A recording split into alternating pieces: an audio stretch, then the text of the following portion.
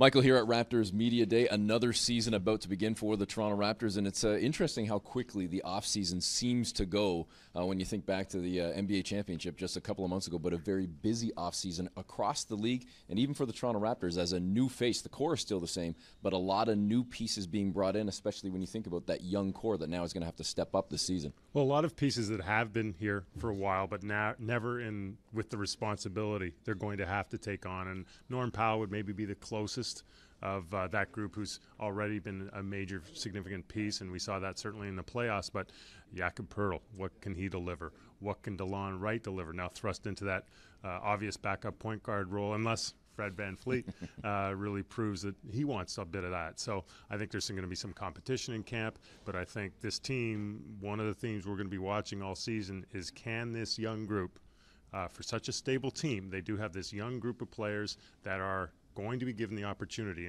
and almost as well as they do, as quickly as they improve.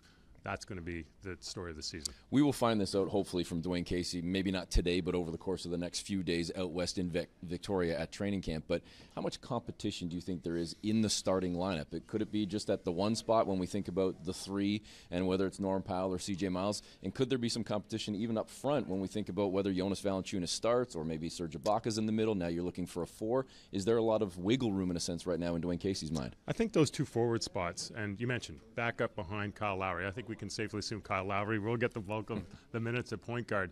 But when you look at who's going to be playing small forward, who's going to be playing power forward, and as you touched on, that probably hinges on what they decide to do with Serge Ibaka and Jonas Valanciunas. Do they try and make Jonas Valanciunas the focal point of a second unit, move Serge Ibaka to 5, and then that opens up the door for somebody, maybe Pascal Siakam at the 4 spot. So there are the questions, and I do think this camp's going to have actually a little bit more competition than typical for a team that has this many returning players. When we talk about the returning players as well, the three main guys, you touched on Kyle Lowry, DeMar DeRozan, and of course Serge Ibaka, but these three have really not played a ton of games together, less than 15 total if you go back to last year, end of the regular season, into the playoffs.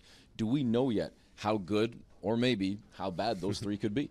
Not really, because as you point out, it was that misfortune of Kyle Lowry being injured coming out of the All-Star break, which kind of coincided with the trade deadline, and you're really not going to, in the playoffs, develop the kind of cohesion, the kind of habits that you need. And I think that's, I would argue, a reason for optimism.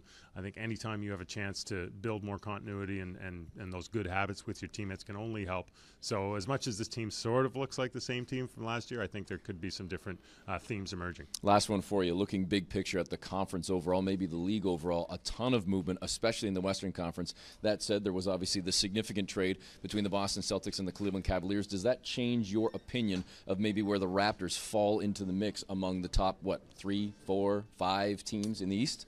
Well, I think there's opportunity there. And the Cleveland Cavaliers, you're never really going to discount the LeBron James factor, but they are missing an elite point guard in Kyrie Irving, and Isaiah Thomas, obviously a fantastic player, but he's not going to be available. We don't know when.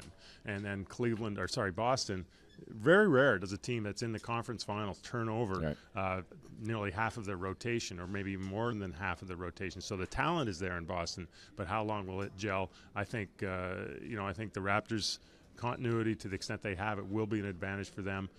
They should be a top 4 team in the East, and it's hard to imagine them knocking off Cleveland at this point, but as we've seen in the offseason, stranger things have happened. Well, we will continue to have more questions throughout the day, and hopefully more answers as we finish up the day of Media Day and head into training camp in Victoria, so make sure you keep it tuned right here to Sportsnet.